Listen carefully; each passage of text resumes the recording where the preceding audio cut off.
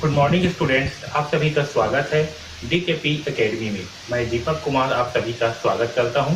आज के इस वीडियो में हम अध्याय 2 के प्रश्नावली 1 को हल करेंगे। ओके, तो सारे प्रश्नों को जो है हम एक एक करके हल करेंगे। तो देखिए, सबसे पहला प्रश्न क्या दिया हुआ है, निम्नलिखित कथनों को समीकरण के रूप में लिखिए। ओके, यहाँ पर एक कथन दिया हुआ है, इसे हमें समीकरण के रूप में लिखना है। तो देखिए, पहला कथन क्या है, एक विद्यालय के क्रिकेट कोच ने 3 बल्ले और 6 गेंदें 3,900 रुपये में खरीदी। वहीं से उन्होंने 1 बल्ला और 2 गेंदें 1,300 रुपये में खरीदी। ठीक है, तो इसे जो है हमें समीकरण के रूप में लिखना है। ओके, तो देखिए इसे हम हल करते हैं। तो पहला कंडीशन क्या दिया हुआ है, एक विद्यालय के क्रिकेट कोच ने 3 बल्ले और 6 गेंदें कितने में खरीदी, 3,900 रुपये में खरीदी। ओके, तो हम जो है मान करके चलते हैं कि जो क्रिकेट के जो बल्ला है, ठीक है, उसकी कीमत क्या है, एक्स है। ओके, तो बल्ले की कीमत को हम क्या मानते हैं, एक्स से मान लेते हैं। ओके, और गेंद की कीमत को मान लेते हैं वाई। क्या करेंगे, गेंद की कीमत इसे मान लेते हैं वाई। ओके, तो पहला समीकरण क्या बनेगा हमारा, पहला क्या है, 3 बल्ले और 6 गेंद। ओके, तो 3 बल्ले व 6 गेंद का मूल्य कितना है, 3,900। तो इस कथन का समीकरण क्या होगा, बल्ले क्या है हमारा, एक्स है, तो 3 बल्ले यानी कि 3x प्लस 6 गेंद, गेंद क्या है वाई, ठीक, 6y बराबर कितना है, 3,900 रुपये। ठीक है, तो ये जो है हमारा बन गया पहला समीकरण। और दूसरा क्या है, उन्होंने वहीं से 1 बल्ला और 2 गेंदें कितने में खरीदी, 1,300 रुपये में खरीदी। तो क्या 1 बल्ला व 2 गेंद का मूल्य कितना है, 1,300 रुपये।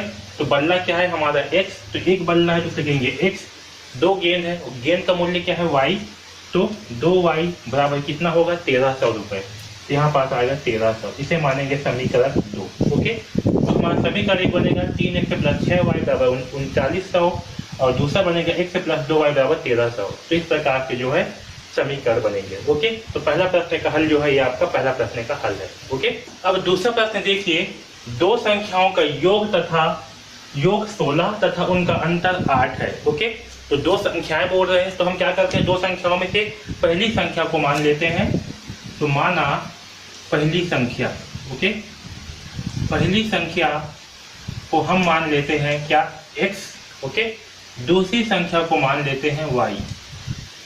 दूसरी संख्या बराबर क्या है, y। तो पहला के हिसाब से क्या होगा, दो संख्याओं का योग 16, यानी कि दो संख्याओं का योग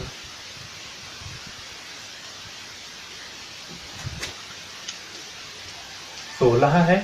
ओके, यानी कि पहली संख्या क्या है, x है, और दूसरी संख्या क्या है, y। इन दोनों का योग क्या है, 16, तो ये होगा बराबर 16। ओके, तथा उनका अंतर 8 है, यानी कि दो संख्याओं का अंतर कितना है, 8 है। तो दो संख्याएं क्या क्या है, एक है x minus y, x minus y का मान कितना होगा, 8। ओके, तो x प्लस वाई का मान है 16 और x माइनस वाई का मान है 8। है समझ में। तो इस प्रकार से हम इस समीकरण को जो है, सॉरी, इस कथन से जो है समीकरण बनाएंगे। तो ये दोनों क्या होंगे हमारे, समीकरण 1 और ये समीकरण 2। है समझ में। तो इस प्रकार से हम समीकरण बनाएंगे। ओके, देखिए तीसरा प्रश्न क्या है, एक फल की दुकान पर 2 किलोग्राम सेब तथा 1 किलोग्राम अंगूर का मूल्य 160 रुपये था। उसी दुकान पर 4 किलोग्राम सेब व 2 किलोग्राम अंगूर का मूल्य 300 रुपये था। ओके, तो इसका जो है हम समीकरण बनाएंगे। तो मान करके चलते हैं कि सेब का मूल्य क्या है, सेब का मूल्य इसे मान लेते हैं हम x। ओके, और अंगूर का मूल्य, तो अंगूर का मूल्य को मान लेते हैं हम y। ओके, अब देखिए 2 किलोग्राम सेब और 1 किलोग्राम अंगूर का मूल्य कितने, 160 रुपये।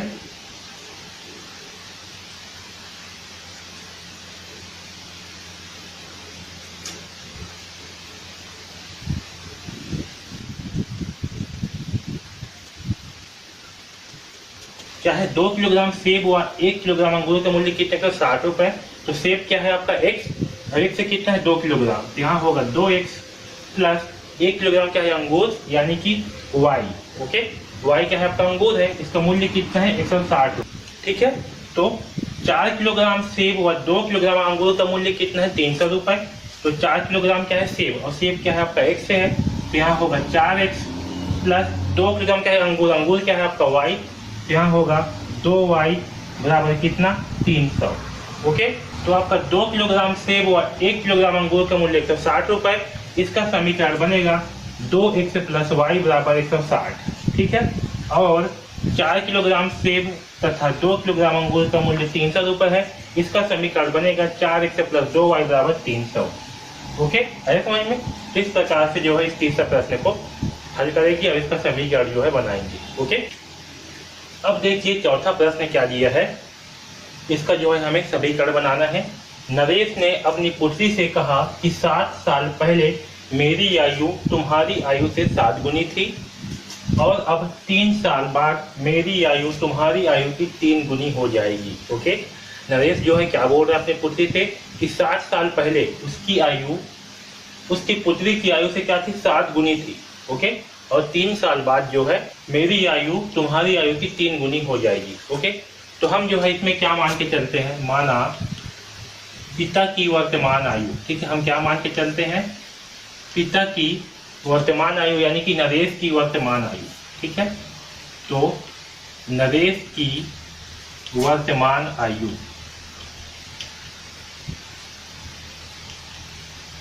ओके, तो हम नरेश की वर्तमान आयु क्या मान लेते हैं, तो नरेश की वर्तमान आयु मान लेते हैं x। ओके, और उसकी पुत्री है तो उसकी पुत्री की वर्तमान आयु, तो पुत्री की वर्तमान आयु को क्या मान लेते हैं हम, y मान लेते हैं। ओके, तो पहला कंडीशन के हिसाब से देखिए 7 साल पहले। ठीक है, तो 7 वर्ष पहले। ठीक है, 7 वर्ष से पहले क्या है, कहा कि 7 साल पहले मेरी आयु तुम्हारी आयु से 7 गुनी हो जाएगी। तो 7 साल पहले नरेश की आयु क्या होगी, 7 साल पहले नरेश की आयु बराबर कितना होगी, 7 साल पहले बोल रहा है, वर्तमान आयु क्या है x है। जैसे कि अभी आपका इस साल आपका आयु है 20 साल। ओके, तो इस साल से 5 साल पहले आपकी आयु क्या होगी, तो आप क्या करोगे 20 माइनस 5 करोगे, है ना, तो हमें क्या प्राप्त होगा 15। उसी प्रकार से जब वर्तमान आयु क्या है x है, तो 7 साल पहले क्या होगा आपका, तो x माइनस 7। जैसे हम क्या किए 20 माइनस 5 साल पहले, उसी प्रकार से क्या होगा x माइनस 7। है समझ में। ठीक है, और पुत्री की 7 साल पहले आयु क्या होगा, 7 वर्ष से पहले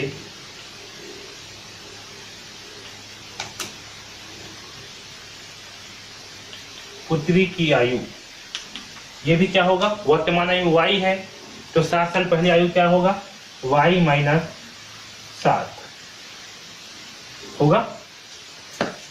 अब देखिए इसमें क्या दिया है, नरेश ने अपनी पुत्री से कहा कि 7 साल पहले मेरी आयु तुम्हारी आयु से 7 गुनी थी। कितनी थी, 7 गुनी। तो देखिए 7 साल पहले क्या है, नरेश की आयु पुत्री की आयु, तो 7 साल पहले नरेश की आयु कितना है x माइनस 7। ठीक है, जो कि उसके पुत्री की आयु की कितनी है 7 गुनी है, यानी कि 7 इंटू होगा उसकी पुत्री की आयु, इस प्रकार।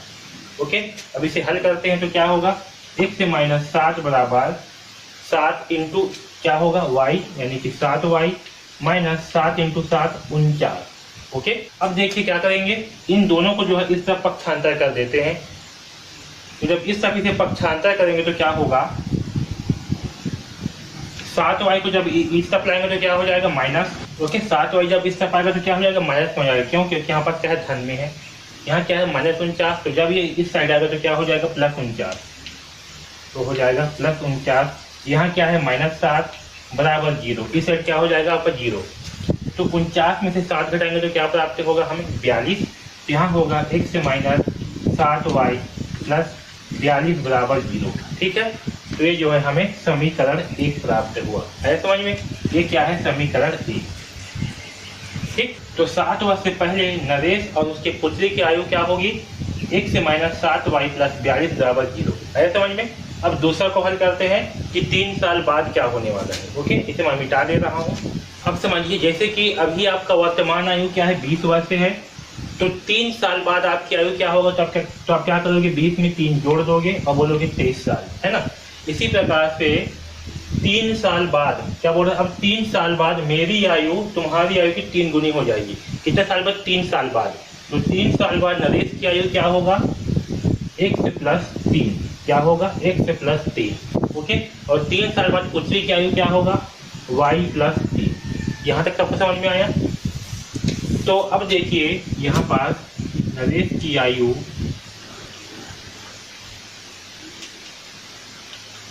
बराबर पुत्री की आयु,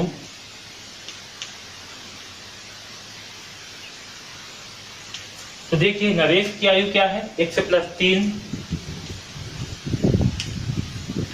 और पुत्री की आयु क्या है, y प्लस 3। लेकिन नरेश की आयु क्या होगी, पुत्री की आयु की 3 गुनी होगी, है ना। तो 3 गुनी होगी मतलब क्या होगा, 3 इंटू वाई प्लस 3। ओके, क्योंकि नरेश की आयु क्या होगी, पुत्री की आयु की 3 गुनी होगी, इसलिए क्या करेंगे, यहाँ पर 3 से गुणा कर देंगे। 3 गुनी बोला है, गुनी मतलब क्या, गुना, है ना। तो 3 का गुणा करेंगे इसके साथ। आया समझ में। अब इसे हल करते हैं, तो x से प्लस 3 बराबर 3y, 3 इंटू वाई 3y, और 3 इंटू 3 3 3 9। ओके, अब इन दोनों के सब पक्षांतर करेंगे तो क्या होगा, x माइनस, जब 3y इस तरफ आएगा तो क्या हो जाएगा, माइनस में हो जाएगा, 3y प्लस 3, 9 भी से जाएगा तो क्या हो जाएगा, माइनस में हो जाएगा, बराबर 0। ओके, यहाँ से प्राप्त होगा x माइनस 3y, और 3 माइनस 9 करेंगे तो हमें प्राप्त होगा माइनस 6 बराबर 0। तो 3 वर्ष के बाद नरेश की आयु और उसके पुत्री की आयु जो है हमें इस प्रकार से प्राप्त होगा, x माइनस 3y माइनस 6 बराबर 0। ठीक है, तो ये जो है इसका आंसर। ठीक है, इस प्रकार से हम इस चौथा प्रश्न को हल करेंगे। ओके, अब देखिए समीकरण के रूप में लिखिए, इससे संबंधित पांचवा प्रश्न क्या दिया है। एक व्यक्ति घर से कार्यालय तक जाने के लिए 90 किलोमीटर दूरी तय करता है। इसके लिए वह ट्रेन और टैक्सी का उपयोग करता है। व्यक्ति द्वारा टैक्सी से तय की गई दूरी ट्रेन से तय की गई दूरी की दुगनी है। ओके, तो हमें क्या करने से हल करते हैं। देखिए व्यक्ति जो है क्या कर रहा है, ट्रेन और टैक्सी का उपयोग कर रहा है। ओके, तो हम जो है ट्रेन से तय की गई दूरी को मान लेते हैं x। क्या मान लेते हैं, माना ट्रेन से तय की गई दूरी,